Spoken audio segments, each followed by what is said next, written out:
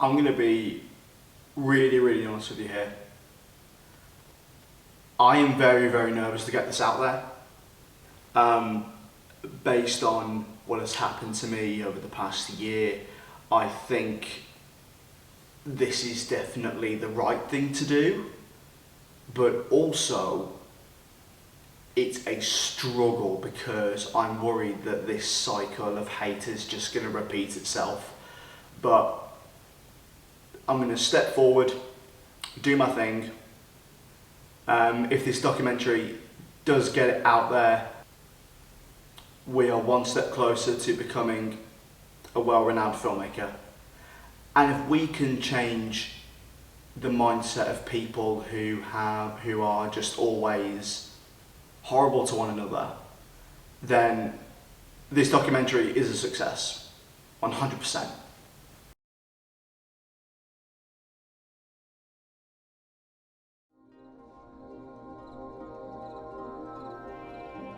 In August of 2024, I was quite heavily fascinated by the works of David Lynch, and particularly one film from him which really stood out of the rest for me was Lost Highway, released in 1997. It truly blew my mind in ways that most films hadn't already. I think it was because of the themes of having doppelgangers in different storylines, where an actor would play two characters, for example, and that to me just sparked an idea and just made me think, this is something that I could be inspired off of, definitely. A lot of Lynch's films also deal with the aftermath of life after death, so films like Inland Empire showcase just pure insanity, pure nightmare fuel. Same with Eraserhead. But going back to the death side of things, I feel like his strongest work in that category was definitely Fire Walk With Me. I feel like witnessing a certain character's lives just crumble apart was just pure tragedy. And that's what I want to do with cinema. I want people to understand that, tragic narratives have a very powerful meaning behind all of them. And with Traces, I didn't want any character to live. I didn't want anyone to have a happy ending, because I feel like it's more of a hard hitter than anything, because in my eyes particularly, life doesn't go as planned. It really doesn't. So I made a script involving a person who has found the love of his life, but he works a dead-end job. So I was working at a dead-end job before making all these ideas, and I recently quit before I started filming. So I was unemployed at the time, which was quite horrible, but I used that as an energy basis to create the struggles that Owen goes through. I feel like that was a success because it draws in relatability to many, many people, and overall it just symbolizes this character. He's going through struggle after struggle after struggle until something mysterious bites him around. So what we had to do, as this was a college project, I had to do a massive pitch presentation, and my time limit was 20 minutes. And based on the feedback that I got, it made me feel incredibly grateful based on the positive feedback that I had had.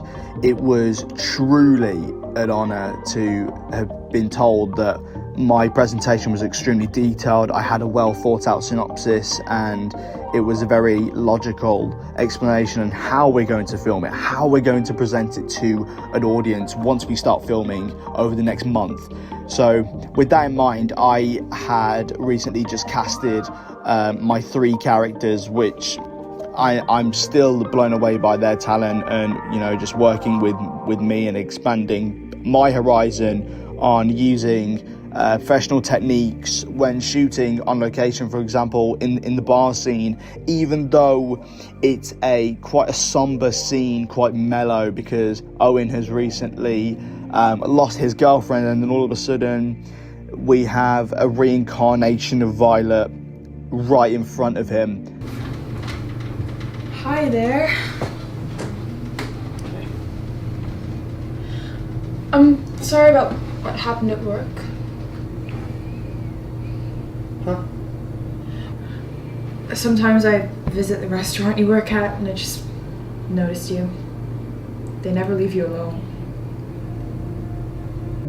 What's weird is that the mood on that scene was actually quite jovial and quite, relaxed. There was a particular scene which Penny thought of, and Alex as well. They both thought of the idea of having me be the bartender as like a director cameo, and I was just sat there like, okay, we're doing that definitely. So I tried to have a small scene explaining to Violet's character to stay away from Owen, but this took way too many takes, and it got to the point where it was becoming funnier with each take, and I'm going to be honest with all of you, I wouldn't have it any other way. Okay, camera rolling, sound speed, and action. Dude! Camera. Okay, camera rolling, sound speed, and action. You've got to be careful with him. What do you mean? Well, ever since the accident, he's had a bit of an addiction. It's probably best to just keep an eye on him, make sure he doesn't go crazy. Rolling, sound speed, and action. Hey. Oh, fuck! Camera rolling. Okay. I'll let you. Stop it! Alex, what the fuck? Just look away, bro. Just turn it around. I want to rob someone. Sound speed, and action. Keep rolling, keep rolling, keep going, keep going. Reset. Rolling, sound speed, and action. You ought to be careful with him. Come on! Unfortunately, there were times during this production that I had to just go completely solo and do everything by myself, because if you have watched Tracers, you'll know that there is a scene near the end of the film involving a couple of other extras. There was about 3 in that room, which was okay, I guess, but I expected a lot more to come, and a lot of people promised that they were going to turn up, but unfortunately that didn't happen, so that kind of sucked. But I basically had to do everything myself because my crew didn't turn up, so I had to be responsible for literally everything crew-wise. But Alex and Penny were just incredible on the day, as well as my extras. Speaking of the cameo that I did in the bar scene, I originally was meant to be a DJ in the scene, just having a few seconds of me just spinning some tunes with some lights flashing on me. But however, that just got left in the development hell because, as I've said before, none of my team showed up, so we had to work around those plans of just making sure this final scene was perfect. Many people have theorized what the final scene actually means, because once Owen is in the void, he is just gone. He is completely lost in life. He's killed the mystery man. Violet's dead. So I wrote the final scene with an intention of showing the last few memories of Violet before it goes away. So this is what's playing in his mind as he succumbs to the emptiness and loneliness of the void, being trapped there forever. And I think having the red and blue lights in that scene, as well as extreme close-ups of the eyes as the master shot, I think that was quite special, and as well as all the dirty framing of when both of them come in and hold hands in a more traditional sense. You see them both smiling at each other, and overall I just think it worked incredibly well, and even a year after, I'm still very proud of that ending. I just think that it is deeply poetic. Well, as for the Black Void scenes, I think they are the most well-known sequences of Tracers, because I've spoken to most people about it, and first thing that they think of from Tracers is the Black Void, and that was basically inspired off of Twin Peaks' Red Room. I wanted to make my own version of it, while also paying tribute to David Lynch, obviously, as he was the main inspiration behind like 90% of these ideas. So with my crew and cast with me, we managed to get some pretty successful shots without any tripods. And even if shots were static, for example, when Owen is stabbing the mystery man to death, we literally put the camera on the floor and then panned it straight to Violet's dead body as Owen tries to help her stay alive, which unfortunately, as you know, it doesn't work. But having free roam across these scenes with the camera flying around everywhere and not really staying in one particular shot, it made me feel quite empowered, because we weren't restricted by a device that, you know, of course it will make the camera still, but you're very limited with what you can do with it. You can move around so much more within handheld areas, and having the one take as well with the mystery man's monologue as he circles around Owen and gets close to him with some sort of sadistic tendencies, I do think that was a definite success within how I wanted to portray each character in terms of fear and in terms of just making sure this cycle of violence and romance breaks. The street scenes were quite unique to film because we had a few issues before creating them. I did notify everyone around us that we are going to be using a prop gun as the mystery man shoots Violet. It's also seen in the second trailer, but we couldn't go out in public and shoot with a fake firearm, otherwise that would get us into serious trouble. We had to do loads and loads and loads of paperwork, but luckily our college had a private grounding on it which we could easily shoot on, so we double checked with everybody. It was pretty cool.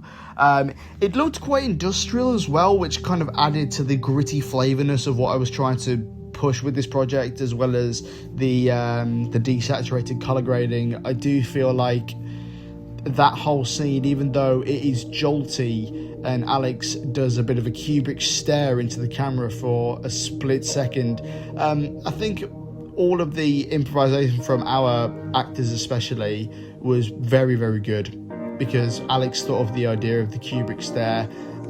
Penny thought of the idea of Owen screaming out Violet. Unfortunately, as you're about to see, Alex did not say Violet correctly. He yelled out Penny. I think it was just because this was 6 days straight of filming and it was just hilarious to watch. Bang! Penny! Fucking Right. Camera rolling. I can't if she's laughing. Once we first get introduced towards the mystery man as well, it does create a strange, confusing sense as he's talking about past lives, how he's got to detach himself from his past lovers and accept her death. To me, that's kind of my way of dealing with stuff, because unfortunately we all lose people in our lives and it is an absolute shame, but everybody copes differently. And what the mystery man's intentions were, he was trying to help Owen, but of course he doesn't listen and stays with this doppelganger as sort of a warning. And now the reason that the doppelganger was created was because it was a test for Owen to see if he could move on from her. He's been controlling his mind all this time, and he needs to properly get rid of her, otherwise he's just going to be trapped in this cycle forever.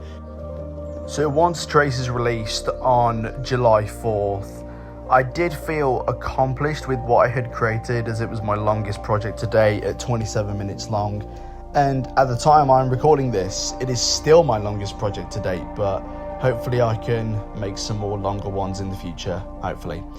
But I just felt like something was missing. I did feel like I wanted to add more to this story. But again, at the premiere, I could only show 10 minutes of it because we had to fit everyone on a schedule. So the full 30-minute cut was released on YouTube at a premiere invite on YouTube. Now, there is some things within Traces that wasn't really explained properly, and I just wanted to add more. And that's how the prequel known as Jane came into play. We originally did have somebody casted straight away as Jane, but they decided to drop out a week before we had everything finalised, which was an absolute shame. But luckily, I connected with loads of people via Real Brum. We had 2 people come in, and one of them was Imogen Evans. I can proudly say that Imogen is, without a doubt, the greatest actress I've ever worked with in my entire career so far. She has range like no other, and I will forever be mesmerised by her diverse talent. She's very incredible at portraying fear. She's done a couple of horror films before, called Ivy, which I watched before I met her, and also Persepolis as well, which are both incredible films.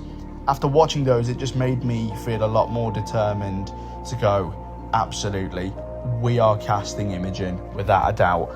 So I introduced her to the team, we had a table read with some new actors as well, and it was just an overall incredible experience. So since we had no one to play Jane's older brother, I thought it would be fun if I casted myself as Max, just to bring back in my acting skills, because 1 month before Jane started filming, I had been accepted into a scare acting company. So I wanted to kind of get my consistency back, because I've been acting longer than I have been directing, if you'll believe it. I've been acting since 2015 and I started directing in 2021. So there's a 6-year coverage based on how much I've been doing. Now, with Jane's boyfriend known as Alex, so you only hear his name once, he was obviously named after Alex, who played Owen in Traitors, which I thought was quite nice. He was portrayed fantastically by Jordan O'Brien. Now, he does not say a word. They're just incredible. Like, Jordan is an incredible person. I'd worked with him before on a couple of other projects, but knowing him a lot more personally and just working with him on a much deeper level was quite awe-inspiring, because the way that he can portray emotions without, saying any dialogue, and making sure he seems vulnerable to the audience, as particularly in that opening scene in the bathroom, which was hard to make due to the capacity of the bathroom being extremely small. I would often limit my crew to only 3 people, including myself, so that was quite tough to work around. As for the therapist known as Dr. Shield, which is a high contrast towards her actions, that was portrayed brilliantly by Isabella Clarke, who I had known through my old school sixth form. I was doing photography for a theatre showcase, and we started talking to each other, and she was an incredible actor as well. So she reached out to me when I was looking for other people, and yeah, she did incredible. She did tell me it was her first time ever doing a film, as she's known for doing theatre and music performances. I think it was incredible for her to showcase her diverse talent within what we wanted to do with this character. The character itself is quite monotone, which I wanted to do intentionally. She's very quiet, but there's something quite off about her that not many people can see except for Jane. So when it came to marketing these 2 films, I really wanted to try and push myself to the limit in how much publicity I can get, as these were just 2 films that I'd made on my own with very minimal cast and crew. I thought it would be interesting to create a social media account where I engage my audiences and do really pretentious metaphors. For example, a month before Traitors came out, I chugged an entire part of toxic waste, and it really hurt inside my mouth. It was horrible, but hey, it got me a lot of traction on TikTok and on Instagram. So I guess you could say that was a success, but I just want to get myself out there is all. With Jane, I did it a little bit differently. I was in Gran Canaria at the time, and me and my family, we just rented this boat out, just the 4 of us. So it was a lovely day, but I really wanted to make some content, because all that was on my mind during the first hour when we're on the sea was just Jane, and how we can bring it to more people and have more people understand this world.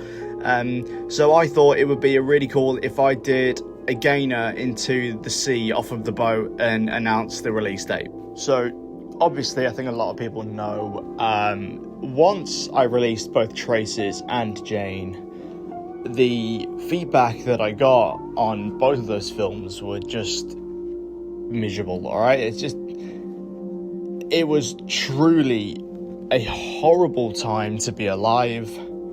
Throughout July 4th to July 10th, I just cut myself off from the world, and it was a horrible time. Some of the things that people said and wrote and said to my face were just abysmal, and I just genuinely can't believe that we are in a world where people think it's okay to slander small creators who want to do something extremely ambitious. Now, I know both my films aren't perfect, but it's something that I've wanted to do for a long, long time, and to have all of that feedback just be negative and just hateful was just vile. I know some people are probably not going to believe me and say I'm lying about all of this, but no, I genuinely felt hurt. I felt genuinely hurt because, you know, words hurt. They're obviously going to. If you've spent over a year working on something that you're passionate about, and then you just get shit from people who don't even think of logical feedback and just give you shit, then it's not fun. It's not fun at all. It just to have all of this negativity surround me constantly over that 6-day period, it made me consider not pursuing uni and quitting filmmaking altogether. I just said to my parents straight up, yeah, I want to quit. I don't want to do this anymore. I told my friends, I don't want to do this anymore. I've had enough. I hate who I am. And luckily, all of that changed on July 11th, 2025, at my college graduate ceremony, where I won the film award for Student of the Year. And that moment there, having everyone cheering for me as I go up and accept my award, it was quite special, and it made me feel hopeful. I managed to get my consistency back. I'm working on several projects at once, and it's made me grateful that the people who actually support me are still here with me. It healed something in me as well. Once I was on that stage, I honestly didn't have a care in the world. I was just there celebrating. I just didn't care about a thing. I didn't care about any of the stuff I've gone through over the past week. It was just me and that stage and just nothing else.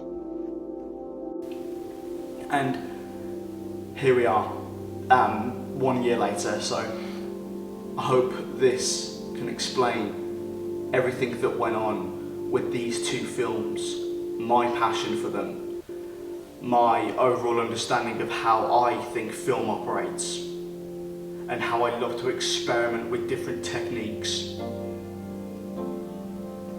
And I wish that people can understand how much passion went into these two films. Thank you so much for watching. And to everyone who has stuck by me, you know who you are. I can't thank you enough.